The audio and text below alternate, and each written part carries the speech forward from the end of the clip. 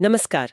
आज हम एक बहुत ही दिलचस्प किताब युवाल नोआ हरारी की सेपियंस की समीक्षा पर बात करने वाले हैं।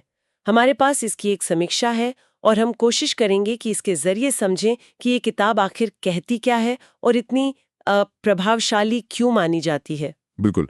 ये किताब, जैसा कि समीक्षा बताती है, होमो सेपियंस की लगभग 70,000 साल की कहानी है। हाँ, कैसे हम एक मामूली जानवर से आज दुनिया पर छा गए। समीक्षा कहती है इसमें इतिहास, बायोलॉजी सब कुछ मिला हुआ है। जी। तो समीक्षा का जो पहला बड़ा पॉइंट है वो है संज्ञानात्मक क्रांति, कॉग्निटिव रेवोल्यूशन। संज्ञानात्मक क्रांति, ये क्या था? देखिए, करीब 70,000 साल पहले सेपियंस ने कुछ अनोखा करना शुरू किया। उन्होंने एक खास तरह की भाषा विकसित की। समीक्षा के हिसाब से ये किताब का एक तरह से सेंट्रल आइडिया है। अनोखी भाषा मतलब जानवरों की भाषा से अलग कैसे? हाँ, क्योंकि ये सिर्फ आप कह सकते हैं खतरे या भोजन के बारे में नहीं थी। समीक्षा इसे काल्पनिक भाषा कहती है, मतलब ऐसी चीजों पर बात करने की काबिलियत जो असल में है ही नहीं। अच्छा, जैसे देवता या राष्ट्र या पैसा। कंपनियां, ये सब असल में तो है नहीं, पर हम इनमें मानते हैं। और समीक्षा कहती है कि इसी वजह से हम अजनबियों के साथ भी, और वो भी बड़े पैमाने पर, सहयोग कर पाए। अरे वाह, ये तो सच में सोचने वाली बात है। हम्म, अच्छा, लेकिन फिर समीक्षा कृषि क्रांति के बारे में क्या कहती है?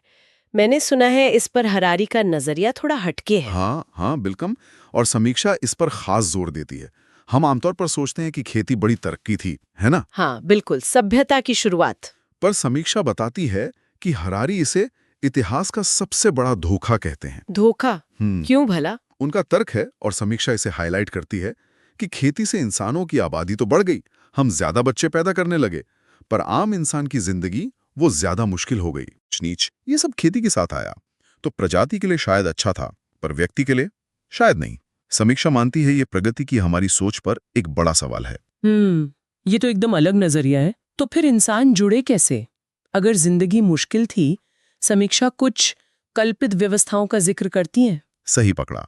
समीक्षा बताती है कि मानव जाति को जोड़ने में इन्हीं कल्पित व्यवस्थाओं या इमेजिन्ड ऑर्डर्स का हाथ है, जैसे व्यापार के नियम, साम्राज्य, धर्म और पैसा? हाँ, पैसा। समीक्षा के अनुसार हरारी पैसे को शायद सबसे कामयाब कल्पना मानते हैं, क्योंकि इस पर लगभग सब यकीन करते हैं, है ना?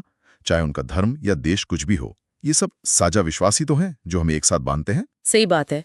अच्छा, और फिर वैज्ञानिक क्रांति, पिछले 500 सालों की कहानी, समीक्षा उसे कैसे देखती है? समीक्षा बताती है कि किताब इस दौर को भी देखती है, कैसे विज्ञान, पूंजीवाद और साम्राज्यवाद ने मिलकर दुनिया बदल दी। इसने हमें अभूतपूर्व शक्ति दी है, टेक्नोलॉजी दी है।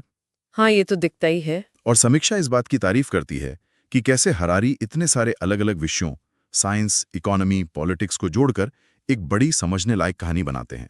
तो समीक्षा किताब की इस बड़ी सोच और पारंपरिक विचारों को चुनौती देने की क्षमता को इसकी ताकत मानती है। जी हाँ, समीक्षा इसे एक उत्तेजक, सोचने पर मजबूर करने वाली और बहुत जरूरी किताब मानती है। लेकिन वो कुछ आलोचनाओं का भी जिक्र करती है, ये भी हमें ध्यान रखना चाहिए। अच्छा, क्या आलोचनाएं हैं? समीक्षा नोट करती है कि कुछ आलोचकों को लगता है कि इतनी बड़ी कहानी सुनाने के चक्कर में कहीं कहीं चीजें थोड़ी ज्यादा सरल कर दी गई हैं, मतलब ओवर सिंप्लीफिकेशन। ये तो हो सकता है इतने बड़े कैनवस पर। और भविष्य के बारे में जो बातें हैं, जैसे बायोटेक्नोलॉजी, आर्टिफिशियल इंटेलिजेंस, समीक्षा कहती है कि कुछ पढ़ने वालों को ये हिस्सा थोड़ा कम ठोस, मतलब थोड़ा अटकलबाजी जैसा लग सकता है। और शायद धर्म या राष्ट्रवाद पर उनके विचारों से भी कुछ लोग सहमत ना हो। बिल्कुल। समीक्षा ये भी मेंशन करती है कि कुछ लोगों को हरारी का टोन इन विषयों पर थोड़ा आलोचनात्मक या कहें कि तिरस्कारपूर्ण लग सकता है। हम यहाँ सिर्फ वही बता रहे हैं जो समीक्षा में कहा गया है।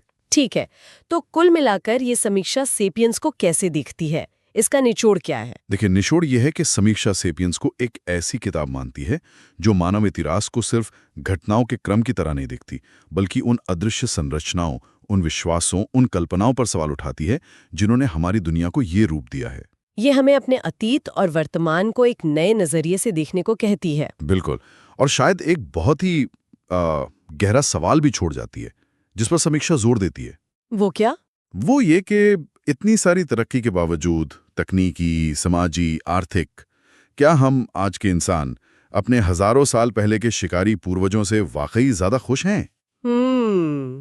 खुशी, इतिहास के लंबे सफर में खुशी का क्या रोल रहा है? हाँ, ये एक ऐसा सवाल है जो किताब उठाती है और समीक्षा इसे रेखांकित करती है।